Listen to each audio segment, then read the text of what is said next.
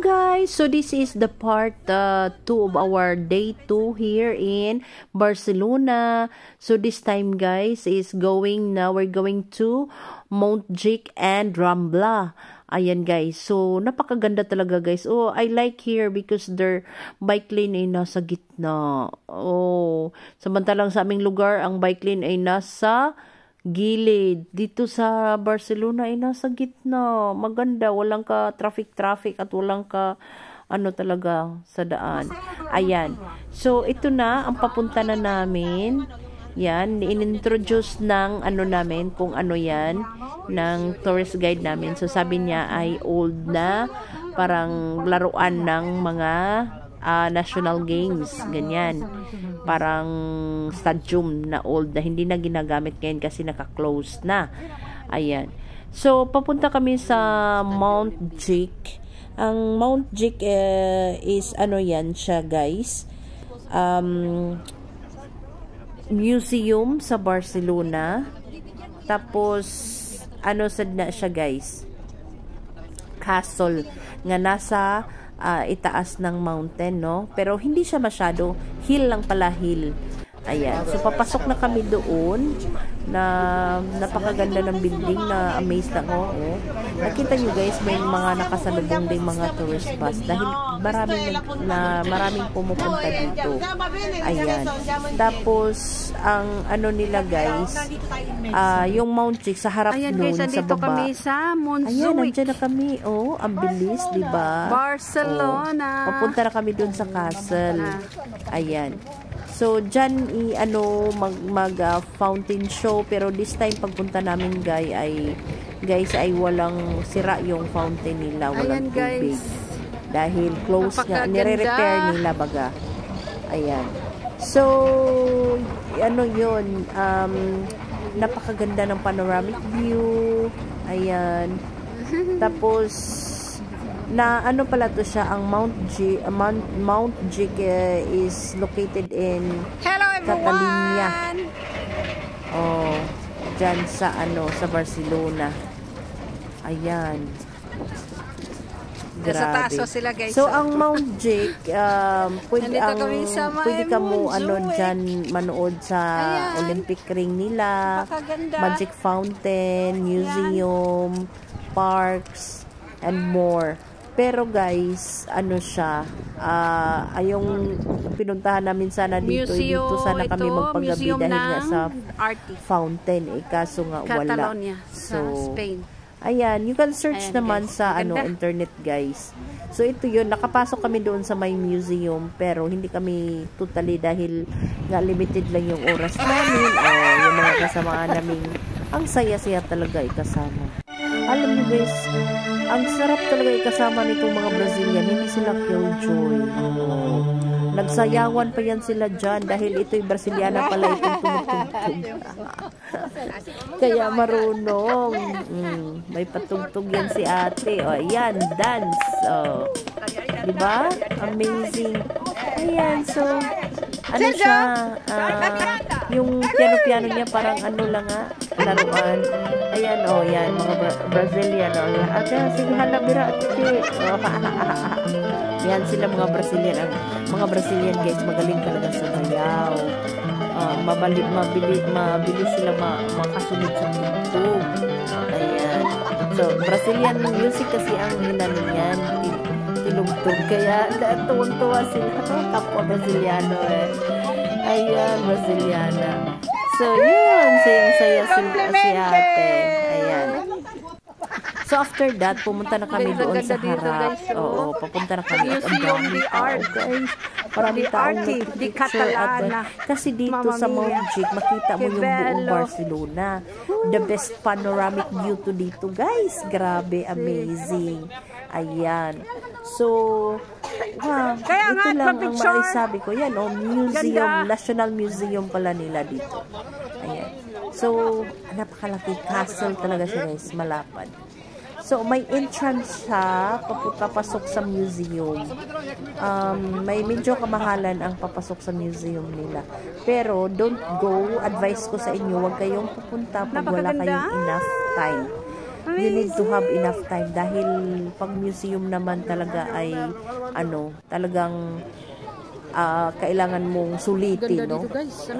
At so, kilalanin yung mga guys, nasa loob, diba? Yung may tatlong poste sa baba. So, yan, yung guys, sa baba na dancing yun, fountain yun at night. dito, sa baba, ay pinaka ano na yan, pinaka proper city ng Barcelona, Catalonia. Ganda, ditong area na ito. So, nandyan ang ano, grabe, diba? Amazing, guys, napakaganda.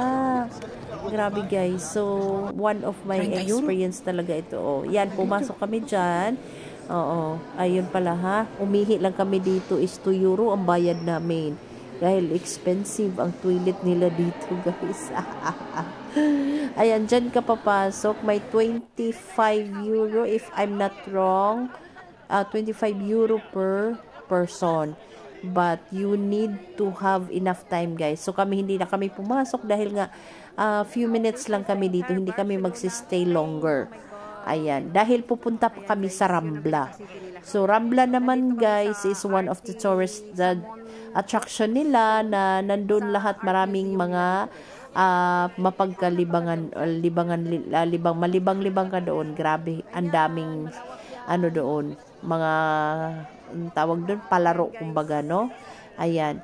So, yun guys, sinusulit ko lang sa inyo pakita yung view.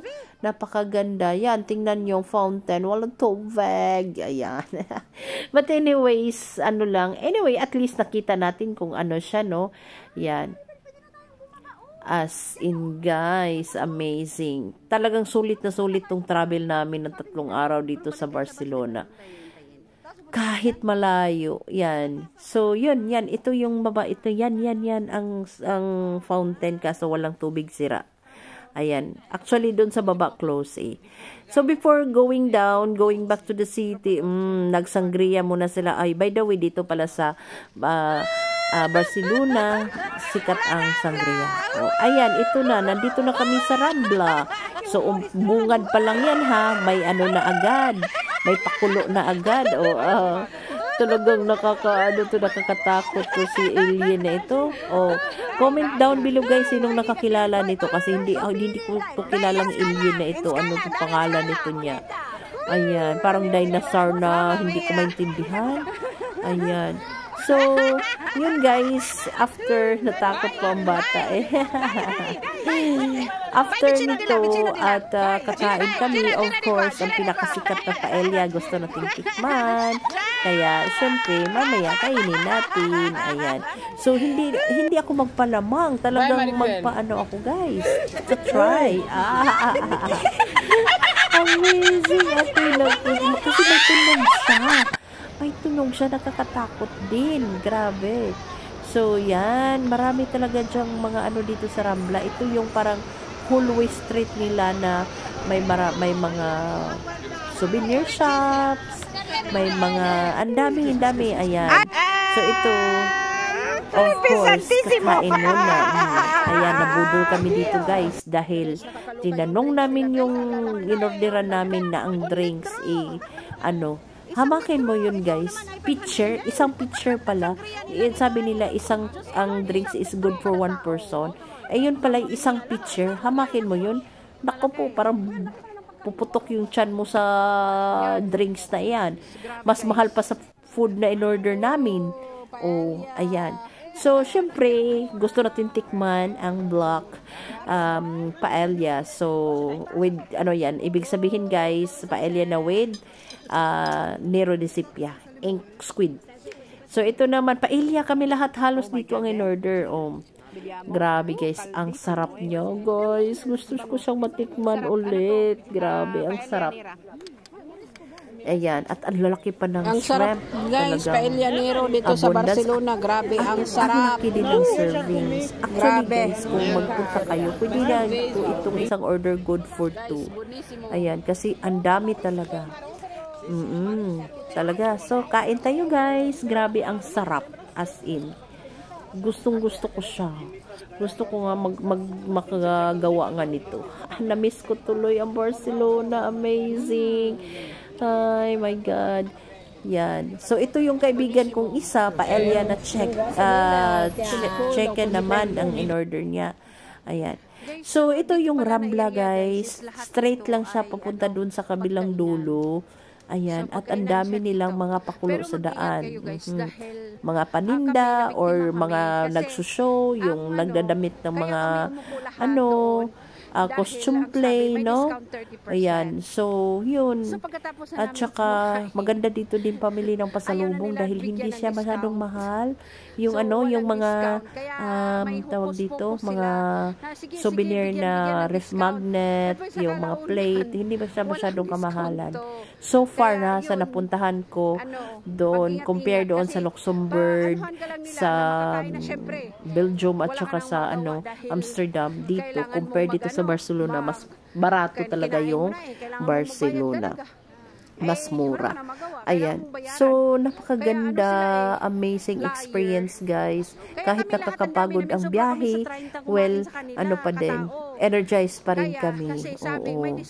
Kaya, pag may mga travel, guys, ihanda nyo ng, nyo, shoes naman, paa nyo sa paglalakad dahil ikot ng ikot yan. Hindi pwedeng matulog sa hotel or something. Kailangan kong umikot para masulit mo yung short period of time na pagstay dito. Ayan. So, yun guys. At thank you for watching. Don't forget to follow. And doon banda na sa paiksit na kami, may nasalubong kami. Ito sila guys, sumasayaw. Parang tradition dance nila dito. Ayan ang cute nila at magaganda din nila. Ang dami nila, parang nagparade sila guys. Ayan. So, yun na guys, and don't forget to follow me, and of course, don't forget to share. This is Bisayang Pinay in Italia. Ayan guys, so yun ang purpose ng vlog ko, is to show you what all about the Italia, the Europe. Kay mahilig ba akong mag-travel guys, so i-share ko na lang sa inyo kung paano, kung anong hitsura ng lugar, at least ma-feel nyo din na ganyan pala ang hitsura sa lugar na iyan, di ba? Like dito sa Rambla, Barcelona. Ayan guys. So, talagang one in a lifetime experience ito guys. Amazing. Thank you Lord for granting my dream. Ayan. So, thank you so much. See you on my next vlog guys. Ayan guys. Grabe. So, dito na kami nag-iintay dahil marami kami dito nag-iintay dahil ang iba naming friend nga bumili ng slippers dahil masakit na ang paa sa sapatos sa kalakad, ganun. Kaya huwag kayong magsuot din ng sapatos na masikip. Kailangan sapatos nga comfortable kayo. Ayan. So, pabalik kami doon sa dahil punta pa kami dito ng Batlló at saka Art of the Triumph na tourist attraction dito sa Barcelona. Ayan guys, so ang naglakad lang kami at nadaanan namin tong pinakamaganda Cathedral. Ano pala? Tawag dito, Cathedral. Okay guys, thank you for watching. Ciao.